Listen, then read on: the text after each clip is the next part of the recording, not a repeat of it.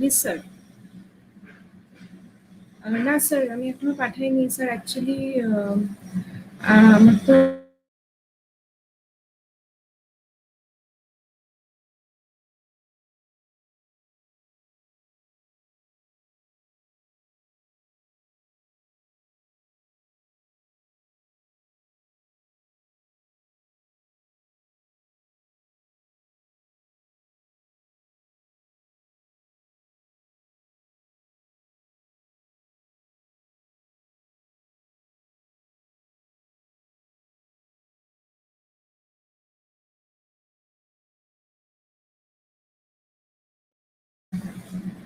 Yes, good morning, everyone.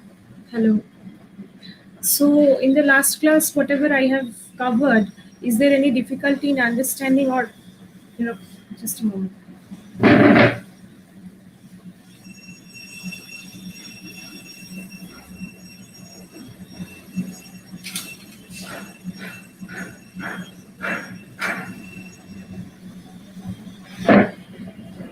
So, is there any difficulty in understanding? I'm good, thank you. Um,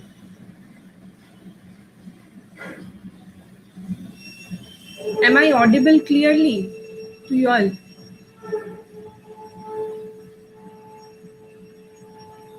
Okay. So I'm going to start the next topic from today, that is production and cost. So after this topic, I think we will be left with three subtopics. So yeah, market, uh, national income, and yeah, market and national income. I think that's it. So production and cost, we will be going. A little slowly because it's a difficult not a difficult thing, but it's a new thing. Do you have any idea about cost or firm's cost structure or anything? Do you have any preliminary idea about cost or production function, like what is the use of it and all of that?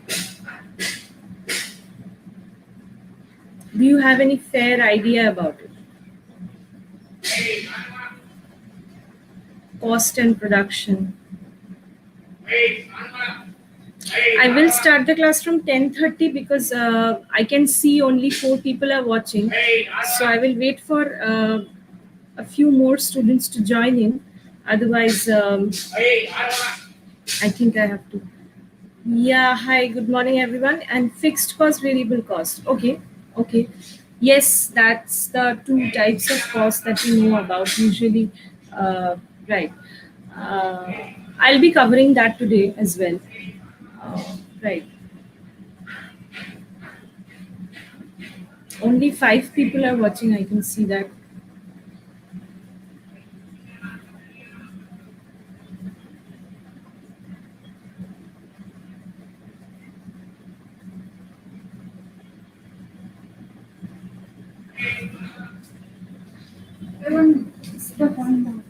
Print হয়ে গেছে কেন? ওটা খুলছে না, বলছে hang করে যাচ্ছে machine, virus ঢুকে গেছে।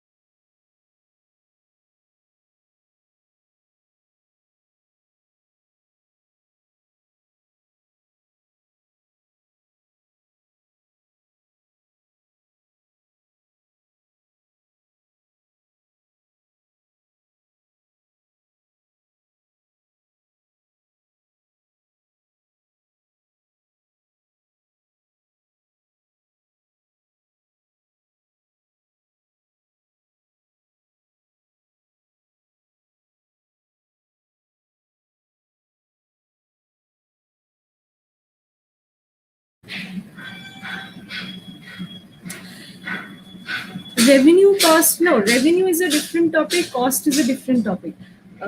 Just a minute. Eight people are there.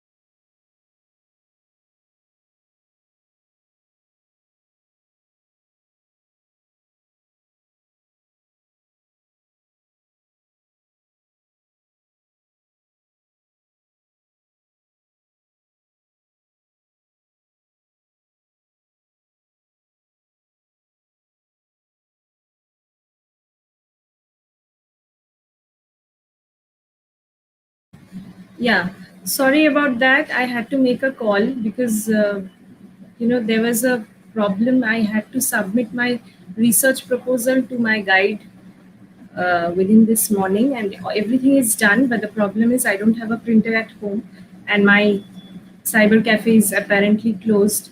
So I have to print it out and scan it. So I had to call sir and tell that you guys are waiting, and I just can't go out right now. And so yeah, multitasking at its best. You guys also have to do multitasking at times. Sorry for the interruption. Sorry for the inconvenience. So as I was saying that yes, today I will be covering cost and right. So 11 people are only there. I think we can wait for a couple of minutes and we can start then. Yeah, 10:27. It's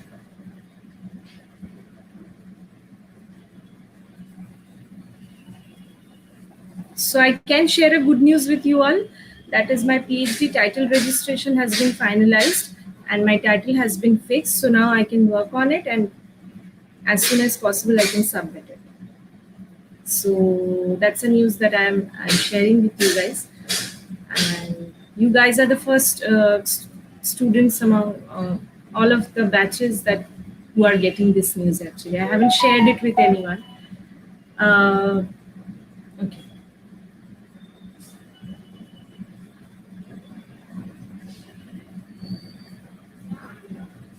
Thank you so much. So I'm actually very happy.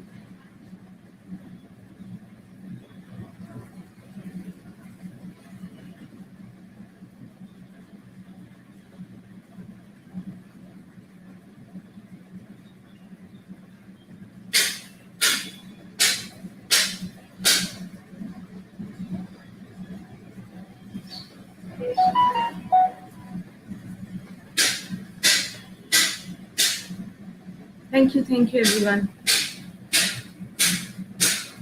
At least some good things are happening in 2020. No wonder more good things are going to come. Let's wait for that. So we have to be very positive every time. Okay. There is no other option but to remain positive at this moment. So yeah, just hoping that the rest of this year passes well. Okay, let's start the class. I will share my screen. Please let me know if you can see it. Right. I hope my screen is visible to you all.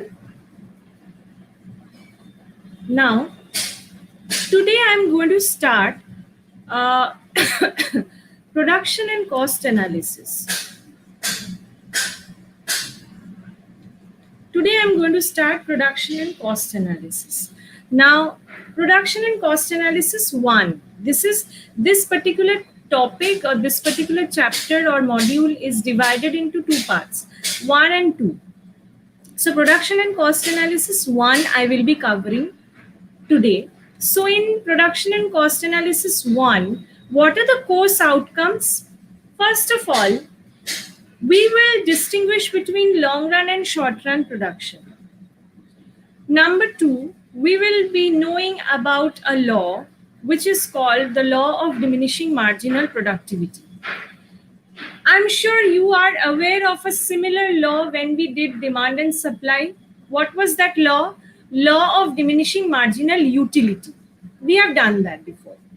So basically, what we have done in the previous module is we were looking at the economy from the consumer's perspective. Okay, that was demand, supply. Supply is from the producer's perspective, but when we were studying utility and other things, we were looking things from the consumer's perspective. So there is one thing which is called consumer behavior, because consumers and producer, these are the two ends of the market. Okay, so there is a thing called consumer behavior which basically studies the demand side of the market, and there is a thing which is called producer's behavior, which we are going to learn in this module in detail. Now you might ask me that, ma'am, why didn't we Why didn't we learn consumer behavior in a much more detail, and why was it clubbed with supply?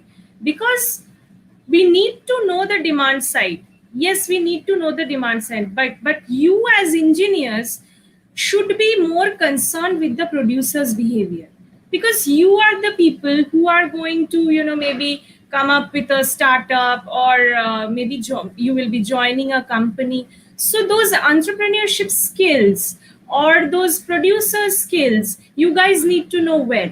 So that is why in your syllabus it has been included in a wider manner. Okay, so you have to study this in a vast manner, so in detail, in depth, right? So first, in this course, in this particular module, what is the course outcome? We will distinguish between long run and short run production.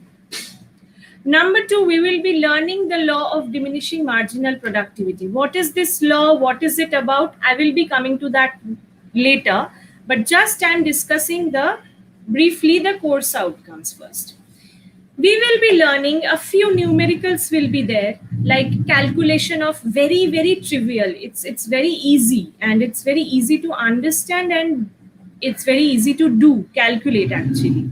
So fixed cost, variable cost, total cost, average fixed cost, average variable cost, average total cost, given the appropriate information. So you will be given a set of data where you will be asked that, okay, this are the production, these are the fixed costs, so calculate the total cost, like that.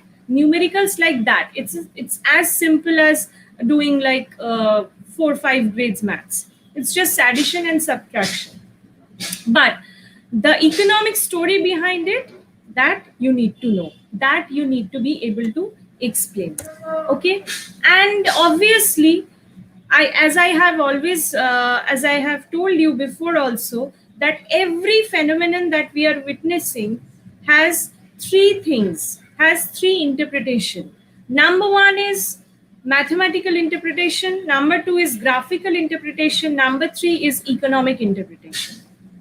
Right? So obviously, graphical interpretation is also there. Distinguish the various kind of cost curves and describe the relationship among them.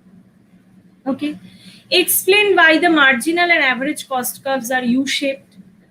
Explain why marginal cost curve always goes to the minimum point of the average cost curve. Questions like this, basically what is the course outcome? The course outcome, the 2 slides of the course outcome basically deals with the questions that are going to come in the examination.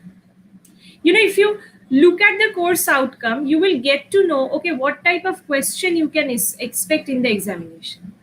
And trust me, if I set the paper, obviously I don't know, I will be setting the paper. Questions are, I will expect you to write answer. No bookish answer I am going to expect. But yes, obviously economic terminologies has to be there. But I will not expect you to write something bookish, or I don't want you to mug up something and write it in the examination, because the type of question that I will be giving, that needs your understanding, that will be needing your understanding. But does that mean that the question is going to be difficult? Not at all. I don't believe in setting difficult paper. I just want people to learn. That's it. Why will I set a difficult paper? I mean, why will I set a paper which the mass of the student will not understand only? I don't believe in that. I want you to understand. I want you to take the flavor of the subject. I want you to enjoy it. Like, do what you enjoy and enjoy what you do. That's the thing. I know that you guys are from computer science background, and some of you might be thinking that why are we even studying economics in the first place? What kind of a subject is this? It's a boring subject, and why do we need to know about it? That thing I want you to, put aside, because as I always say, that economics is perhaps the most important subject everyone needs to know. Doesn't matter which background he is coming from, and that is why university is emphasizing on producers' behavior, because at one time or the other, at some point of time in your life, you will become an entrepreneur. And if you do not know how producers should behave in an economy to maximize their profit, what is the point? So that knowledge has to be there.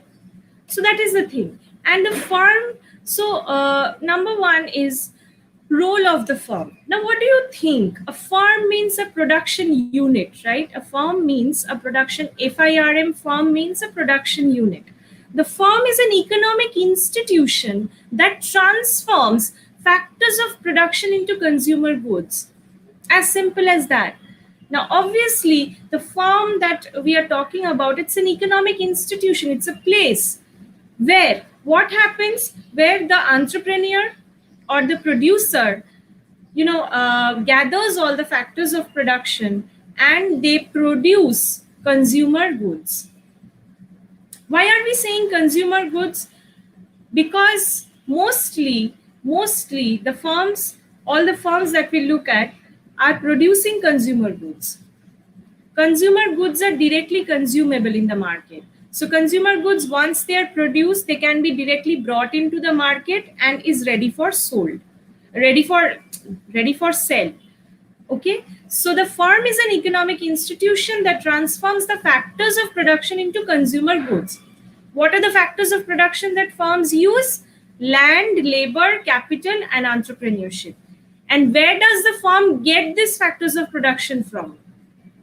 From the household, from people like us. Like I'm going to an office for an interview. Basically, I'm going where? Basically, I'm going to the labor market to sell my labor. Like I have a qualification and I'm going to the company. I'm applying for a job. What I'm doing, I'm supplying my factor of production to that company. And what is that company? That company is a firm. That company is going to use my factor of production vis-a-vis labor and transform it into some consumer good or service. Okay. Up to this point, does anyone have any question? Let's see if anyone is.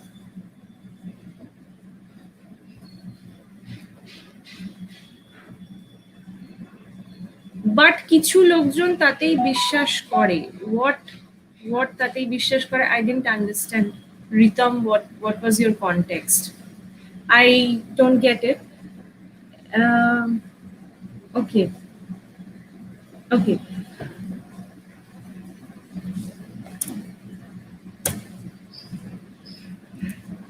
So, number one, what is the role of the firm? Number one, organizes the factors of production. All the factors of production are brought into one place by the entrepreneur and the production takes place. Number two, produces goods and services. Number three, sells produced goods and services. These are the three major roles of the firm. So whenever as a firm you're undertaking a production, so what you need to do is, first of all, you need to gather or you need to organize the whole production thing, and you need to gather all the factors of production, and then you need to start it. And then step two is, as a producer, you have to produce the goods and services. Step three, obviously you are not going to keep that in your factory, right? So what you will do is, the final step is, you will be selling the produced goods and services in the market, right? Now, the firm and the market. So what is the difference between the firm and the market? Basically, the firm is also an institution, the market is also an institution. Can anybody tell me what is the definition of the market? How to define market? How do we define market? Okay, right. Okay, so can you tell me, like, what is meant by market? We very casually we use this term market, but what is market? Can you tell me that? What is market? Market is basically what? Like we always say that this particular good has a good market. So what do I actually mean by that? What do I actually mean by that?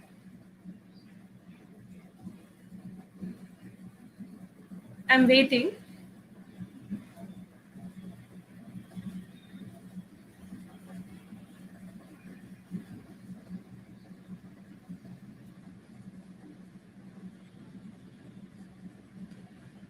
What is the meaning of the market? What do we understand by market? Okay, let me put it this way. Who are the market is a place to buy goods or products. Okay. Uh, is that a right definition of, or maybe right? Yeah, maybe right. I won't say right. Is that a concrete market is a place where Aditi is saying market is a place where goods are bought and sold through exchange of money. True. Actually, Abhijit is saying a place where consumers and sellers meet. Right. Everyone is saying different things, but what we have to do, yeah, everyone is right. Like everyone is right in their own way.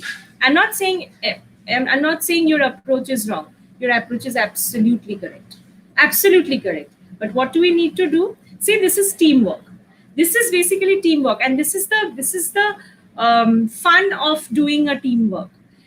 So 1%, Avijit is saying a place where consumers and sellers meet. Aditi is saying market is a place where goods are bought and sold. Moinak is saying market is a place to buy goods or products or sell goods. So basically, if we club this, then we get the comprehensive definition of market. What is that? Market is an institution where buyers and sellers interact with each other, and where goods and services are bought and sold through the exchange of money. So basically, if I club Moinak, Aditi, and Abhijit's point, then I get the comprehensive definition of market. See, through our teamwork, you have come up with the proper definition of market. I'm just doing what? I'm just the moderator here. I'm just connecting the dots. But you guys already know what is it. And market is definitely an institution, right? Market is an institution where goods and services are bought and sold, where the consumers and sellers, the buyers and sellers meet and interact with each other. Now, I must say that this interaction is absolutely impersonal. This is not a personal interaction. This interaction is absolutely economic and impersonal, right? Okay. So, yeah, that is market. And firm is a part of the market. Firm is an individual unit of the market. So, there are n numbers of firm in the market. There may be hundreds and thousands of firms in the market. So single firms constitute the entire market of a particular good or service. Now, how an economy operates depends on transaction costs, the costs of undertaking trades through the market. Now, this firm, think about yourself. You are a firm. You are producing a good or a service. Okay, so you are producing something, and obviously when you are done with your production, what will you do? You will come with your product at the market, right? You will want to sell the product in the market. So you will come to the market, and when you are coming to the market, basically that involves a transaction cost, right? And firms maximize profit. So see, firm's ultimate goal is to, if you ask me that as a producer, why will I produce goods and services in the first place? What is my motive? My motive is profit. And in a capitalistic society, as you all know, in a free market economy, I have already taught you this before in the first module, I guess. Firms or individual producers, the capitalists, all of them are driven by the profit motive. And if you look at the firms, the private firms I'm talking about, the main motive of every firm is to maximize their profit. That is, earning as much profit as possible from the sale of goods and services. Now, profit is what? Basically, profit is the difference between total revenue and total cost. Suppose, okay, this is a mobile phone. Okay, this is a mobile phone in my hand. Suppose the cost of production of this mobile phone is say 9,000 rupees. But when you are selling the mobile phone in the market, you are charging 12,000 rupees. So what's your profit? 3,000 rupees, right? 12,000 minus 9,000, that is 3,000 rupees. So what's your total revenue here? Total revenue means the price at which you are, the income, the price at which you are selling the product. That's total revenue. And what's your total cost? 9,000, as I have said. The total monetary amount that is used for producing that is required for producing the particular good. So if you deduct total cost from total revenue, what you get is profit. So the formula for calculating profit, economic profit I'm talking about, profit is equal to total revenue minus total cost. The formula for calculating economic profit is equal to total revenue minus total cost. Total revenue means the total income that you are generating after selling the product, and total cost is the cost of producing the product in the first place. So if you deduct that from total revenue, what you get is the profit of the seller. And firms always try to maximize this profit. Now look at the equation. Look at the profit equation. Profit is equal to total revenue minus total cost, right? Now the firm can maximize profit in how many ways? Can you tell me? Look at the equation and tell me that the firms can maximize profit in how many ways? Profit is equal to total revenue minus total cost. So if the firm wants to maximize profit, you guys know how to maximize, a function or something. You guys already know. Maxima, minima, I think that those sums you have done, right? So if the firm wants to maximize profit, my question to you is, in how many ways the firm can do that actually? Two ways.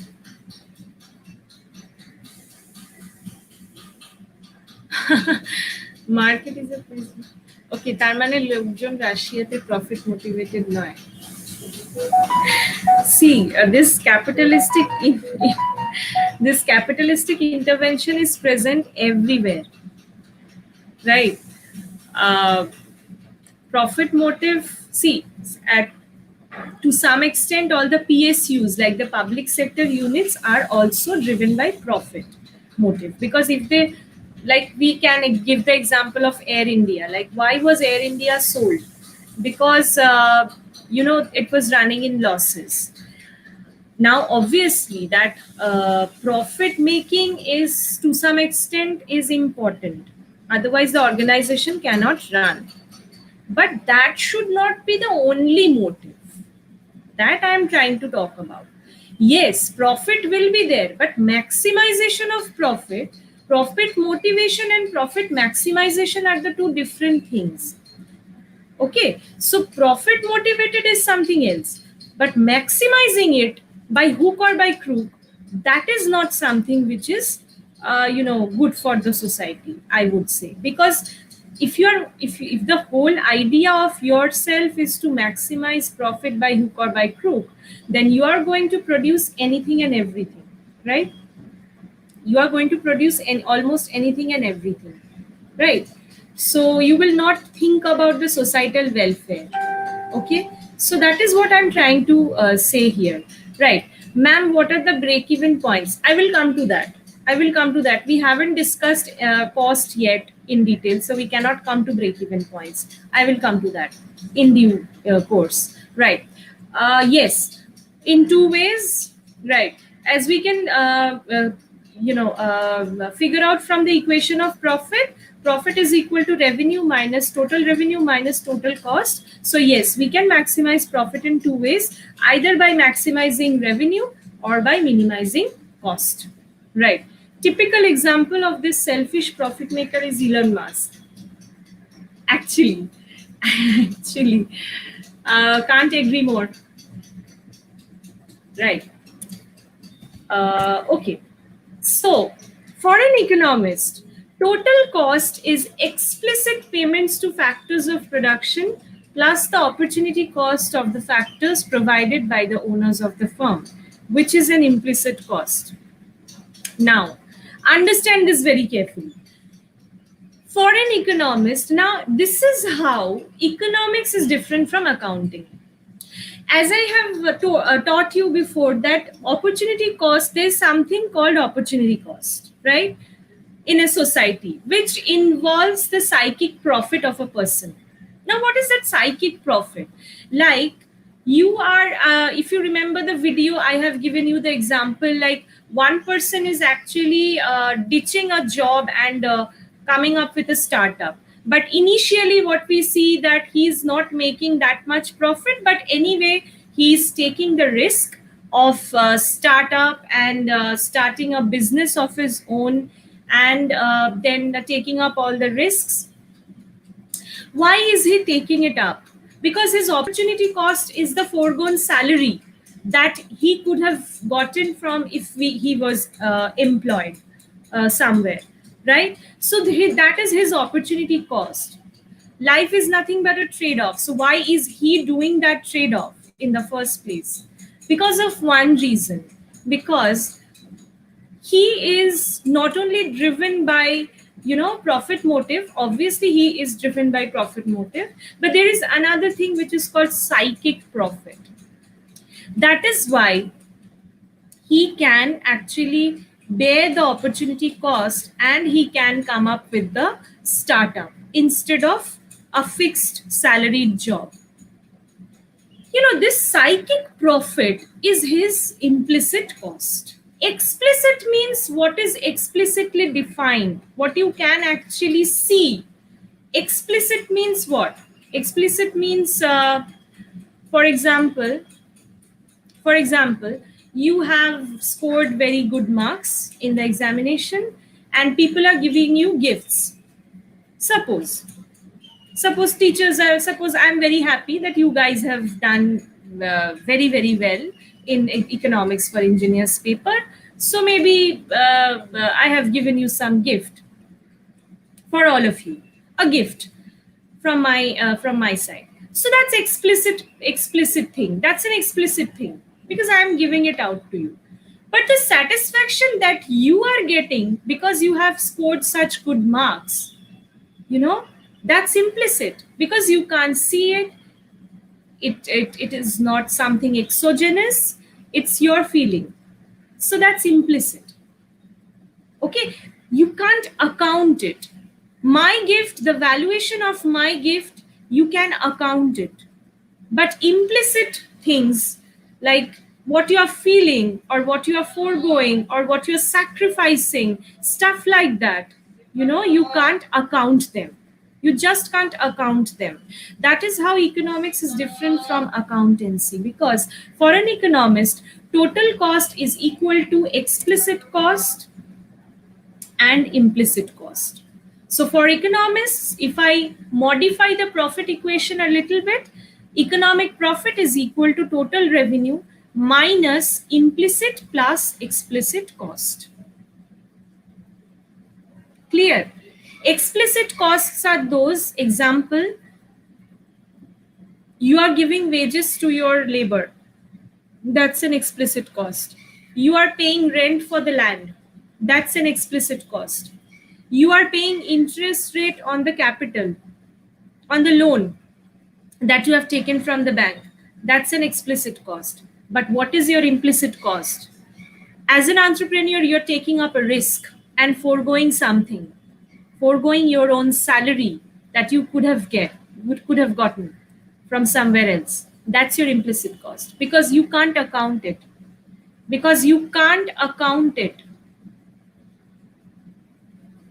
But the salary that you are paying to your labor, the rent that you are paying for the land, the interest that you are paying on your loan, that's explicit cost. That can be exogenously defined. But the salary that you are foregoing, the risk that you have taken because you are an entrepreneur now, You're a producer now. That is your own feeling, that only you know, right? That's your implicit cost. So total revenue, economic profit is equal to total revenue minus implicit and explicit costs.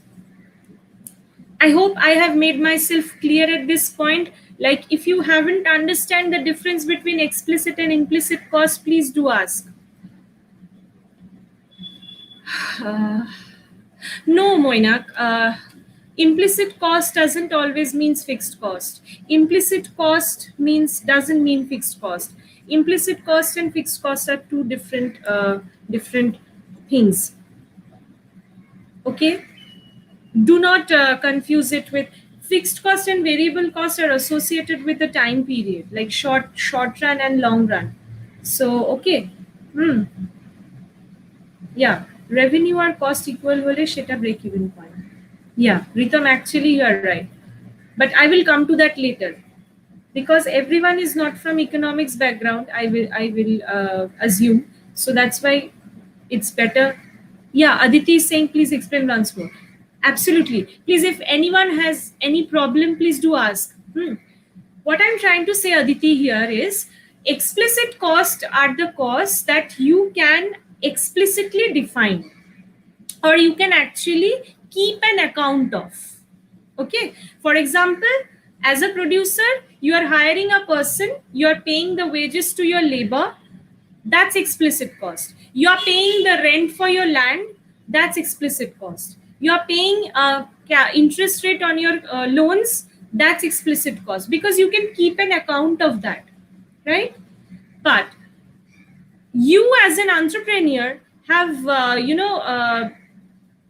rejected a job and started this startup. So basically, because of this startup, you are foregoing the salary, you are sacrificing the salary which you could have gotten. That's your implicit cost, because that you can't keep a track of. You're getting what I'm trying to say? That particular thing, what you are sacrificing, what you are foregoing, that's absolutely psychological. That's your own feeling, right? Right? And that you can't keep an account of. That is implicit cost. But when we are looking at cost from economics point of view, we will look at the implicit and explicit part both. But when we are looking at cost from an accountancy point of view, we will not consider implicit cost, we will only consider the explicit cost. So implicit cost is basically the psychological cost. Like, you are attending the lecture, instead of attending the lecture, you could have slept. So your sleep is your implicit cost. But can you actually keep an account of your sleep? No, you can't. Right? And what's your explicit cost of attending this class? You have to pay for the internet, you have to pay for the laptop, you have to pay for your books. That's explicit cost, because you can actually keep an account of that. That is the concept of, that is the difference of implicit and explicit cost. I hope now I have made myself clearer to you. Yes, ma'am, clear, I have understood. Great. What would be the implicit cost for an MNC? Well, you tell me, what would be the implicit cost for an MNC? Can anyone answer this question? That's actually an interesting question. Yeah, can anyone answer this question? What could be the implicit cost for an MNC? Aditi is asking. Yeah. What would be the implicit cost? MNC means what? Multinational corporations, right? What could possibly be the implicit cost for an MNC?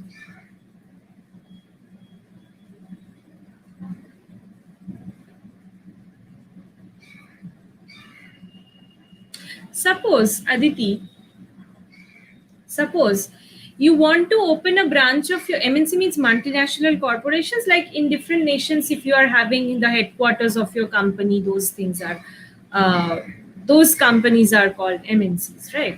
So suppose you are trying to open a branch of your company.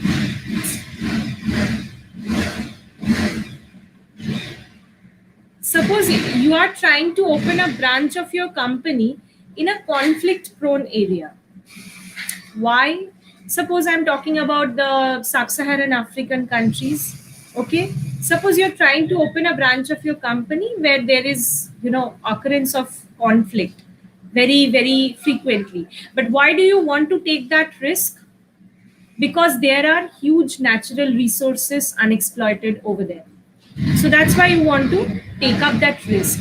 But that's a huge risk, right? If you're targeting those countries where you want to exploit the natural resources, hmm, uh, but those countries are very much conflict prone, then it's a very big challenge for you, then it's a very big risk for you. So that risk you can't quantify. That risk is a psychological factor that you are facing. It's a fear of, like, what will happen in the future. Anytime your company can be shut down. So that risk that you are taking up, but that place is actually very profitable for you, but the circumstances are not very you know favorable to you. So if that happens, that risk that you are taking, that is your implicit cost. So implicit cost is often associated with the risk of the producer that the producer is taking. Be it an MNC, be it a small company, anything. Risks you can't quantify. Risks you can't keep an account of. That is your implicit cost. Understood? And when we are studying economics, we have to take care of this implicit and explicit cost. Why? Because economics ultimately it doesn't only deal with numbers. I know that economics has a lot of mathematical application and other stuff, but it ultimately deals with human beings. Ultimately it deals with human beings. And if we do not consider their psychological perspective, psychological profit, if we do not consider that, then half of the things are not being considered. You know, a production is always possible if and only if the producer is willing to take up that risk. Right? So that is why implicit cost is very, very as important as explicit cost. Right? So now the difference between long run and short run. Now we know about two time period. When we are talking about production, we know about two time period, the long run and the short run. What is meant by a long run and the short run? A long run decision is a decision in which the firm can choose the least expensive method of producing from among all possible production techniques. Long run decision means you can, in the long run, it's a very, very long time period. Okay, so in the long run, basically you can vary all the factors of production and you can come up with the least expensive method of producing from among all possible production techniques. So in the long run, you can minimize your cost well. In the long run, you can minimize your cost better. Okay, and what is short run? A short run is referred to as the very short time period of production. A short run decision is one in which the firm is constrained by past choices in regard to what production decision it can make. So in short run, it is not possible for a firm to change the production decisions very quickly. That is the major difference between short run and long run.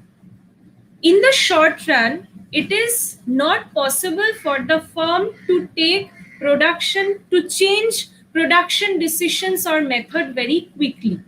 But in the long run, it is possible for the firm to change the production decision and the production techniques in due course. Okay. The major difference between short run decision and long run decision is that in the short run, one factor of production remains fixed, one factor of production is variable. Now, what are the two most important factors of production? Labor and capital. Without them, you cannot go one step further. Without them, you cannot go one step further. For example, I am teaching, sitting at home. So I technically do not need university right now. So land I can, keep aside. Land for the time being. For the time being, I'm teaching online. So if I go to university is my land. That's my factor of production, one of my factor of production. But now I'm sitting at home and teaching you guys. Okay, so now I don't need that land of the university, right? But what I need a laptop, which is my capital. I need my intellectual labor, which is myself. Otherwise, production of this knowledge in this class is impossible. So the two most important factors of production are labor and capital. So we give priorities to that when we are discussing about long run and short run. So in the short run, capital is fixed, labor is variable. Listen to me carefully again. In the short run, we keep capital as fixed, labor is variable. In the long run, capital, labor, both are variable. Understood? So in the long run, all the factors of production are variable. In the short run, one factor of production is fixed, other factor of production is variable. Understood? So that is the major difference between a short run and the long run. That is the major difference between short run decision making and long run decision making. For example, I will make it simpler to you. Short run is, suppose the time duration of a short run is a week, suppose. So obviously, if I want to increase my within a week, it is impossible for me to buy a new laptop. Suppose I need a new laptop, but within a week, it is impossible for me to buy a new laptop. Financial constraints and other stuff. Okay? But from 6 months from now, obviously I can, overcome that financial difficulty and I can come up with another laptop, maybe a better one with better features. So what is happening? Basically? In the short run, within 1 week, in the short run, my capital is remaining fixed, but my labor isn't. In one of my classes, I might not put that much effort. In one of other classes, I might put more effort. So my labor is variable. Labor can be variable in the short run. So we keep, because capital is a costly factor of production than labor, so we keep capital as constant in the short run. It is not very feasible for a firm to change the volume of capital within very short period of time. So in the short run, we keep capital as constant and we can change the labor. But in the long run, since financial constraint and everything we can overcome, in the long run, we can change everything. We can vary capital, we can increase or decrease the volume of capital, we can, obviously vary the labor also. We can increase or decrease the amount of labor also. Okay, so that is the major difference between long run and short run. In long run, all the factors of production are variable, but in short run, capital is fixed, but labor is variable. That is what, in the long run, all inputs or factors of production are variable, but in the short run, flexibility is limited. We cannot change everything together in the short run. Some factors of production cannot be changed. Typically, the capital remains unchanged. Generally, the production facility or the plant means here referring to the volume of capital, is fixed. Okay. Now, so I will end my class after this discussion. Production, total product, average product, and marginal product I'm going to discuss, and then I will end my class. So, total product, first of all, we need to know about total product. There are three concepts: total product, average product, marginal product. Okay. Total product is the number of units of the good or service produced by different numbers of workers. Okay, suppose one person can produce 10 units of the commodity. So 10 unit is the total product. Two-person together can produce 30 units of the commodity. So 30 unit is the total product. Three-person together can produce at a particular time, say 50 units of a commodity. So 50 unit is the total product. It's very easy to understand. Total product is the number of units of the good or service produced by different numbers of workers. That's it. Now, average product is calculated. First, I will discuss about average product, then I will go to marginal product. Average product is calculated by dividing total output by the number of workers who produced it. Okay. Suppose I am saying that in this class, suppose how many students are watching right now? How many students are watching right now? 33, right? So yeah, I can say that okay, 33 students can produce 99 units of a commodity. 33 students can produce 99 units of a commodity. So what is the average product of each student? So each student can produce how many units of a commodity? If 33 students can together produce 99 units of a commodity, then one student on an average will produce how many units of a commodity? Unitary method, simple. 99 by 33, that is 3. Okay. Same thing is average product. Average product is equal to total product by the number of workers who produced it. As simple as that. When I will give you the numerical example, it is going to be even more clearer to you. Ma'am, that means, okay. I guess those costs which are not primarily accounted for, I guess, are implicit costs with other maintenance, rental, risking, any criteria. Absolutely. That's what I was trying to say. Ma'am, that means in a layman's approach, we can say implicit cost is unreliable but explicit. See, no. Well, stranger storm, I don't know your name. See, this is not a question of reliability. This is not an implicit and explicit cost. There is nothing, we are not talking about reliability. We are talking about the existence. We are talking about the consideration, right? In accounting, we do not take into consideration this psychological perspective, like the implicit cost, like the risk I am taking, because you can't assign number to that. You can't assign number to risk. You can't. But does that mean it's unreliable? No. Risk taking is as important as you think. Risk taking is perhaps the most important quality or feature of an entrepreneur. If you want to become an entrepreneur, then you have to have the quality of or ability to take up risks, isn't it? You will agree with me on that, right?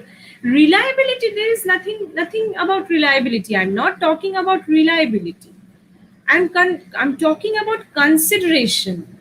Economics do consider this implicit cost aspect, but accounting doesn't, because you cannot assign number to them. You getting my point?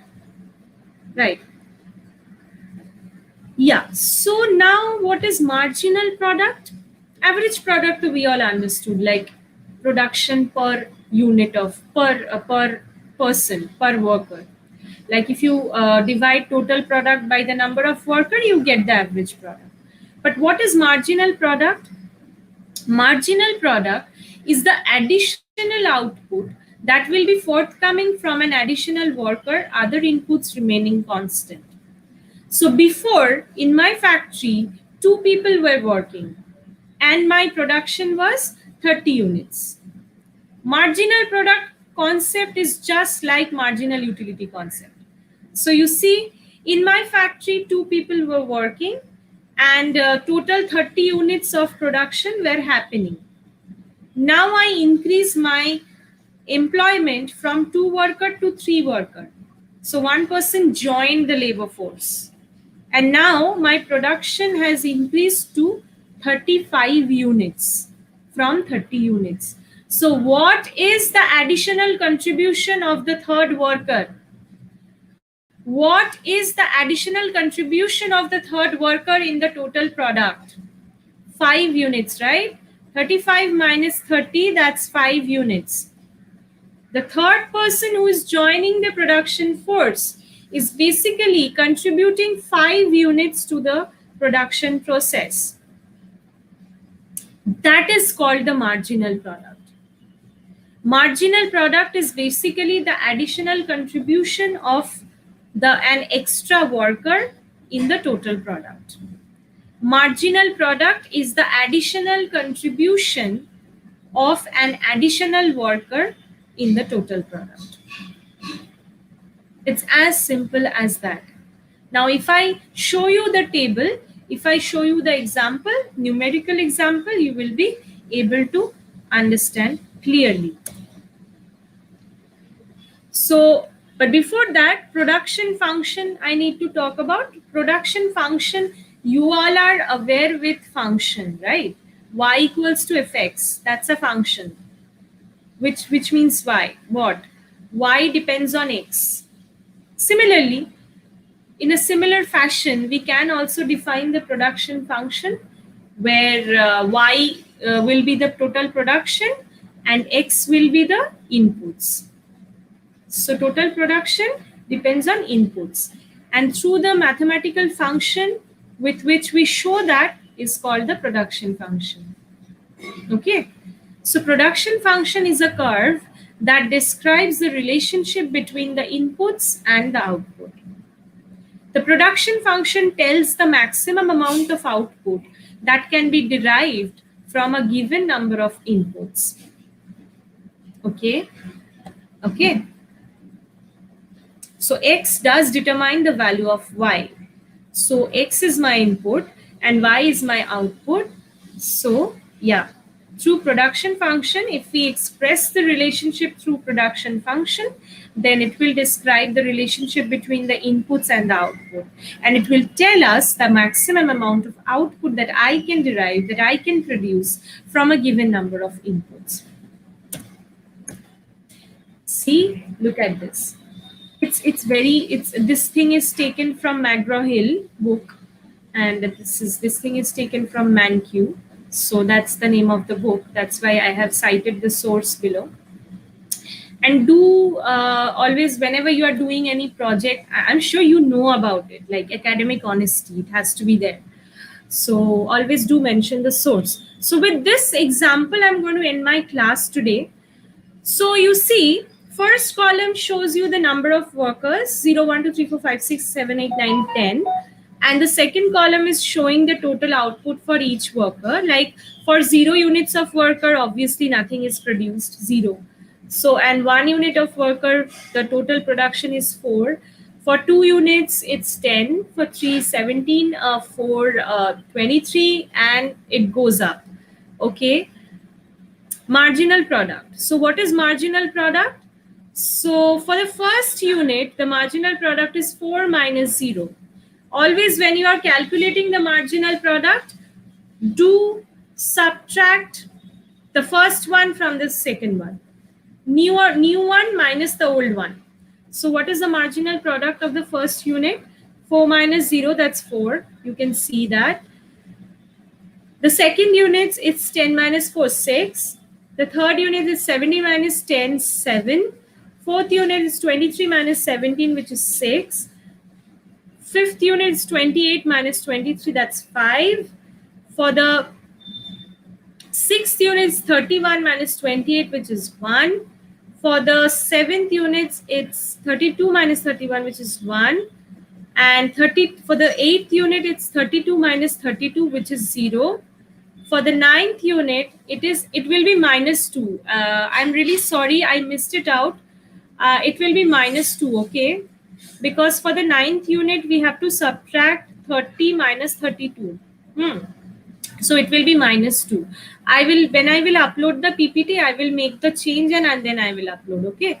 Not an issue. Otherwise, you will be confused. Okay, for the 10th unit, it is 25 minus 30, that's 5, minus 5. And how do we calculate the average product?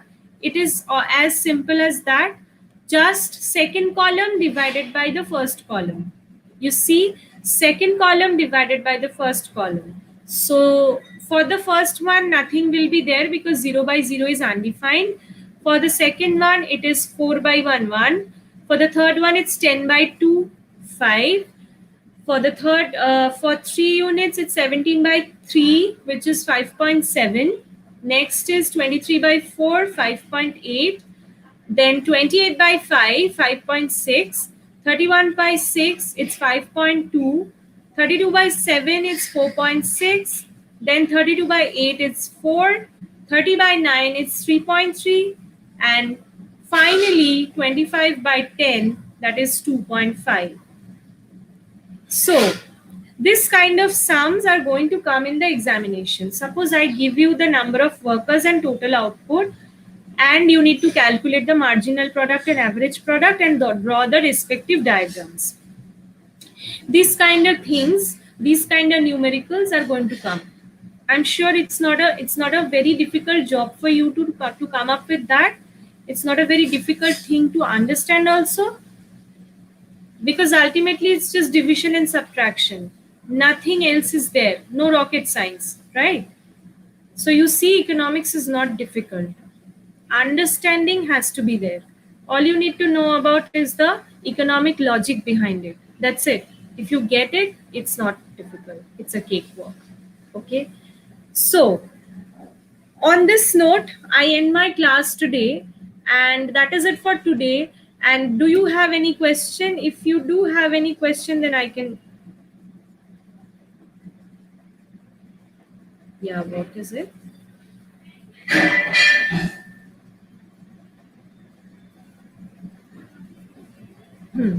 Have they done a modulus for marginal product? No, but why would you do the modulus? No. Why would you do the modulus? Don't do that, because marginal product can be negative and it will be negative. So no, the sign is not there. When I will send the PPT, I will include the minus sign and I will upload it. Okay. So any question up to this point? How, ma'am, 4 is coming? Acha, wait.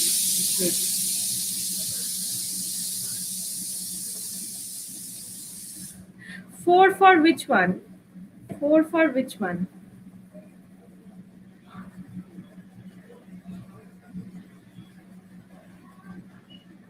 For which one? For the marginal product. The marginal product of the first unit is 4 minus 0. That is 4. Because when you are employing one worker and he starts working, then he is producing 4 units of the output. So what is his marginal contribution in the production? 4 units of output. And when you are hiring the second worker and your total number of worker increases to 2, your total output becomes 10 units. So what is the additional contribution of the second worker? 6 more units, because the first one was producing 4 units, and the second one, when the second one joined, He is producing 6 more units. So what is the additional contribution of the second worker? 6 units. And how do I get it? 10 minus 4, 6. Right? Now you got it. Shojit. Total output. Total output. Okay, it's just hypothetical, Shojit. It's hypothetical. Okay. Total output, the data that is been given is hypothetical. It can be 10, it can be 12, it can be anything. Total output and number of workers, that is hypothetical data. Okay. So I guess I have answered your question. I was able to make you understand what I was trying to say, and I did make sense, right? Yeah. So if you have any question, then just feel free to ask.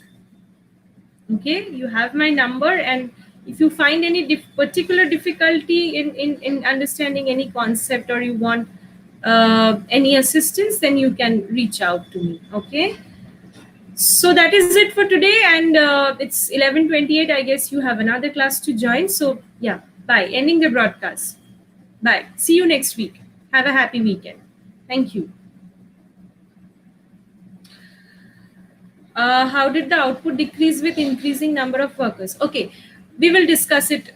We will start in the next class. We will start from this point where we left off, and obviously I'm going to recapitulate what I have done today. So not an issue. I will discuss from this point. Okay, that will be cleared in the next class. Okay, and I think you are aware that from next week onwards we are meeting on Google Meet. Yeah, bye. I guess. Okay. So, yeah. Bye.